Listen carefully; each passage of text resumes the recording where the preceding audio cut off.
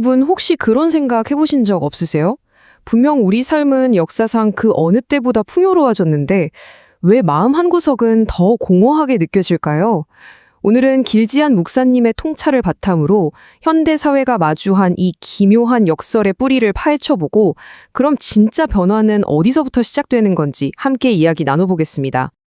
자, 우리가 살고 있는 이 시대를 한마디로 모순의 시대라고 표현할 수 있을 것 같아요. 모든 게 발전하고 좋아졌는데 동시에 뭔가를 결정적으로 잃어버린 것 같은 그런 묘한 느낌 말이죠. 저자는 바로 이 지점에서 이야기를 시작합니다. 한번 보세요. 우리 주변의 건물들은 정말 하늘을 찌르듯이 높아졌잖아요. 그런데 그 안에서 살아가는 우리 자신의 인격은 과연 그 높이만큼 커졌을까요?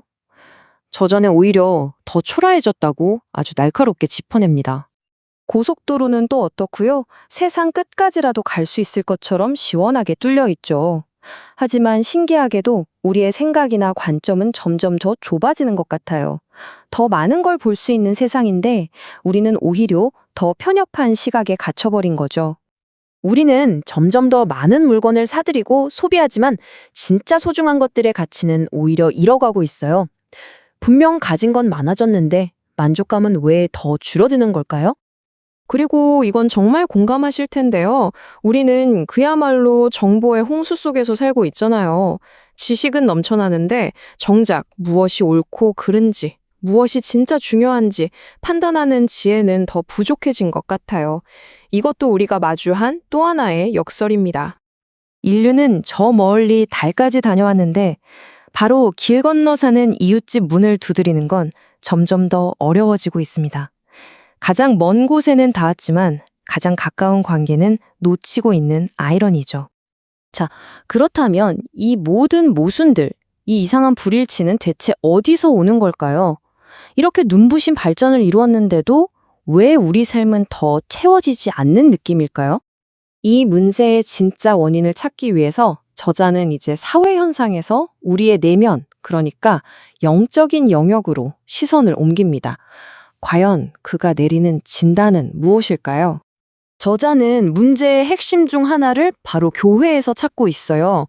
믿는 사람과 믿지 않는 사람의 삶의 방식이 사실상 별반 다르지 않다면 교회가 세상에 무슨 다른 길을 보여줄 수 있겠냐는 거죠. 바로 이 지점에서 우리 사회의 영적인 나침반이 고장나기 시작했다는 겁니다.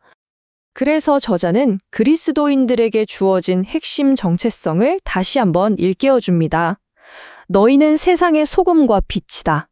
여러분, 이건 그냥 착하게 살라는 말이 아니에요. 세상이 썩지 않도록 막고 어두운 곳을 밝히는 존재가 되어야 한다는 아주 강력한 부르심이죠. 그리고 중요한 건 이게 세상과 담쌓고 우리끼리만 잘 살라는 뜻이 절대 아니라는 거예요. 오히려 정반대죠. 세상 한복판으로 깊숙이 들어가서 바로 그곳에서부터 긍정적인 변화를 만들어내는 그런 적극적인 역할을 하라는 겁니다. 그런데 현실을 보면 세상은 참 안 변하잖아요? 왜 그럴까요? 저자는 그 이유를 인류가 지금까지 세상을 바꿔보려고 시도했던 수많은 방법들이 가진 근본적인 한계에서 찾습니다.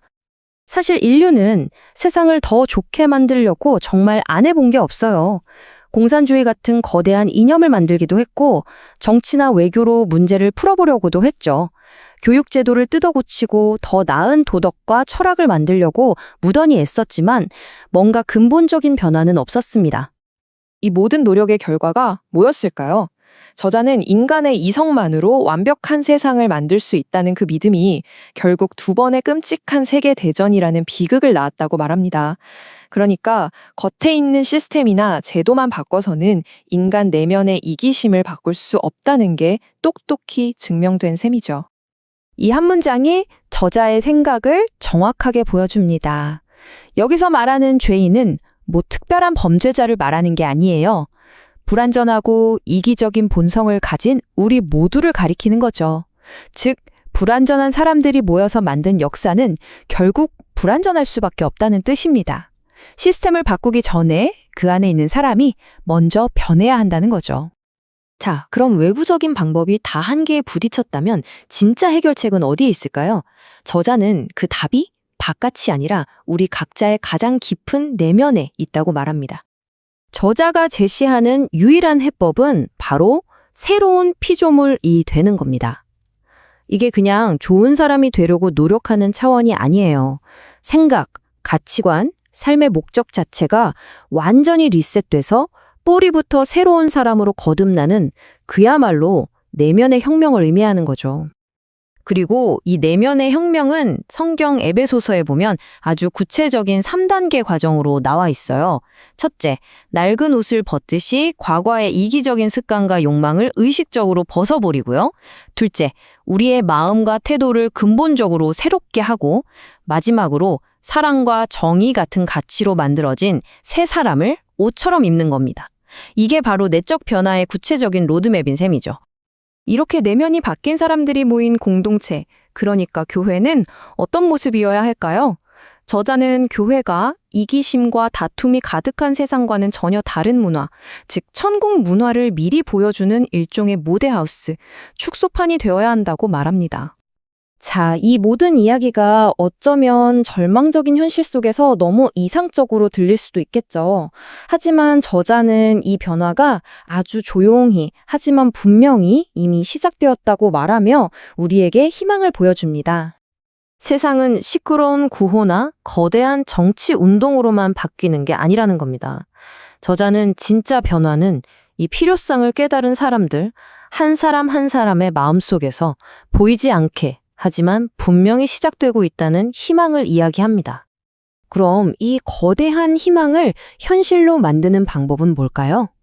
놀랍게도 아주 단순하고 개인적이에요. 거창한 계획이 필요한 게 아니라 바로 각자의 자리에서 어제보다 조금 더 기도하고, 조금 더 이웃을 위해 수고하고, 조금 더 겸손해지고, 조금 더 사랑하려고 애쓰는 그 작은 실천들입니다. 결국 오늘 나눈 모든 이야기는 우리에게 아주 근본적인 질문 하나를 던집니다.